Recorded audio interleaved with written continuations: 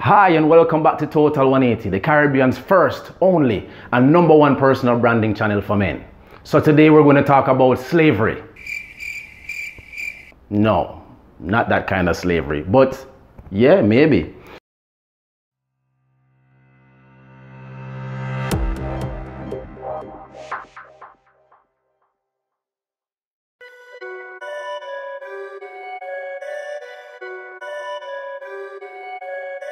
Even though we're advocates of personal branding and style and grooming and wellness, we also are advocates for you living your best life.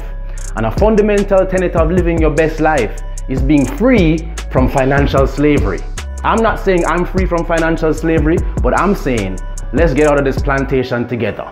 Let's do it. We're going to ask you 10 questions to discover if you're in financial slavery or not. Number 1, do you have a credit card? Oh Lord, I just pay off my credit card one day and dash away.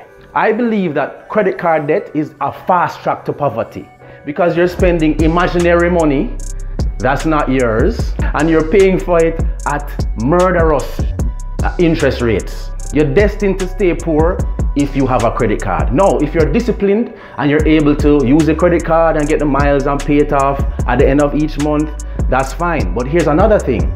Now, psychologists have shown that when we spend money, there's something called a pain response. So when you spend cash, right, there's something that goes off in and say, boy, shouldn't have spent all this money. But when you use a credit card, guess what? There is no pain response. And we're wired now. You have Amazon. It's just a click away. Everything is so convenient. And you're just buying a pair of shoes this week and then you're buying a watch. And before you know it, you've amassed debt that you can't get out of. And also, a lot of times you waste money because you have a credit card. So let's say this month you're planning to lay low because you have some expenses that you want to deal with. And a friend says, yo, let's go for dinner. Ding, ding, ding. Credit card. So you're doing that imaginary money thing again.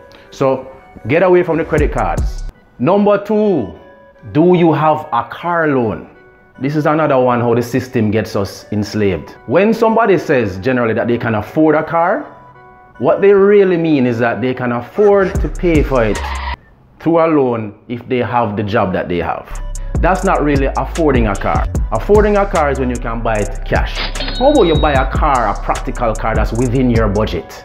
That's not taking the expenses past 50% of your income. I don't want to go on and on about it, but I'm not really into car loans. If you need a car, get something reasonable that you can afford. And do not get a term like 10 years to pay back the loan. That is another form of slavery. And remember, if you wanted to get a mortgage, right, they're going to look at your debt to earnings ratio. And if you have too many loans, you won't qualify for the house. And you can't live in the car. Number 3, do you have a mortgage? Why I ask? Because a lot of people, some people debate that you should never buy a property, you should just rent. In my opinion, in a unique landscape like Jamaica, real estate is never a loss because we live on an island, it's finite.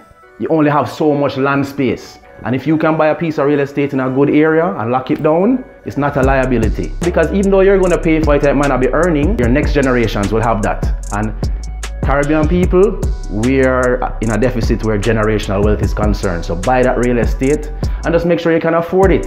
And if you can use it to earn some money, maybe having like an Airbnb, fine.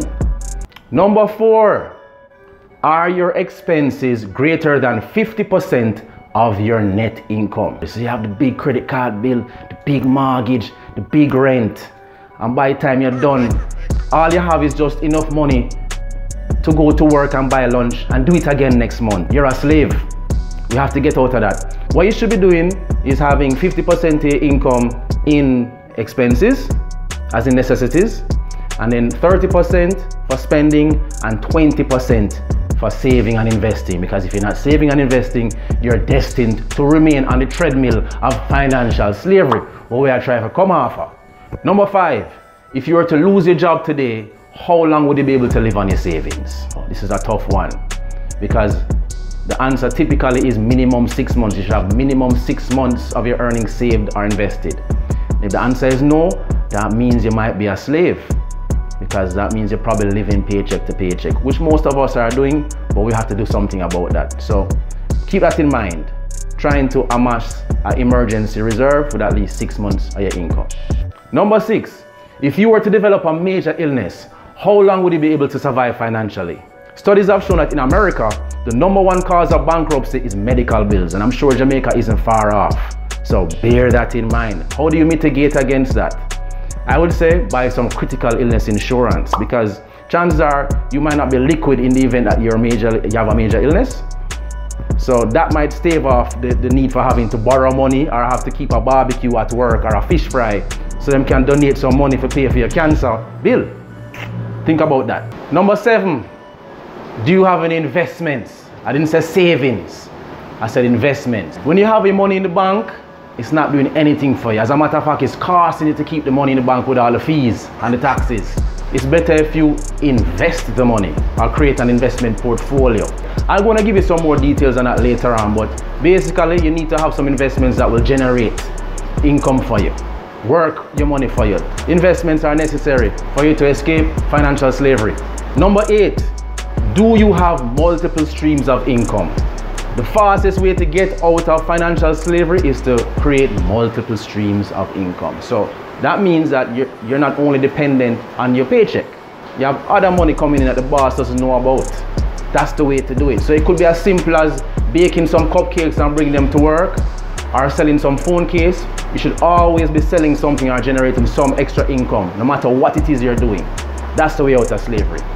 Number 9, do you have any passive income? Passive income meaning money that you don't have to actively work to generate. Because if you're spending all of your time and your energy generating all the money that you have, then you'll be burnt out. You'll be so busy making money that you won't have any time for yourself to actually enjoy the money. So you need to have money working while you're sleeping. Good investments, maybe investing in somebody else's business as a shareholder, or creating intellectual property such as music or works that will get you royalties over time. So passive income is important. Number 10, do you have a retirement plan? Because if you don't have a retirement plan in place, that means you're gonna have to work till you die. If you want to work till you die, that's fine. But you don't want to have to be working and getting up and busting your ass at 75 years old because you have no savings or no retirement plan in place. So get on it right now. Irrespective of how old you are, start thinking about retirement. And I would say advisably, for the younger people, put away at least 20% of your earnings if you can. Find a way to do it. If you can stretch to 30, that would be good. So there you have it. 10 questions to ask to find out if you are in financial slavery. I hope this video was beneficial to you, because we have to get off this plantation together. Please subscribe to our Total 180 YouTube channel and follow us on Facebook, Instagram and Twitter. And remember, nothing changes if nothing changes. See you soon.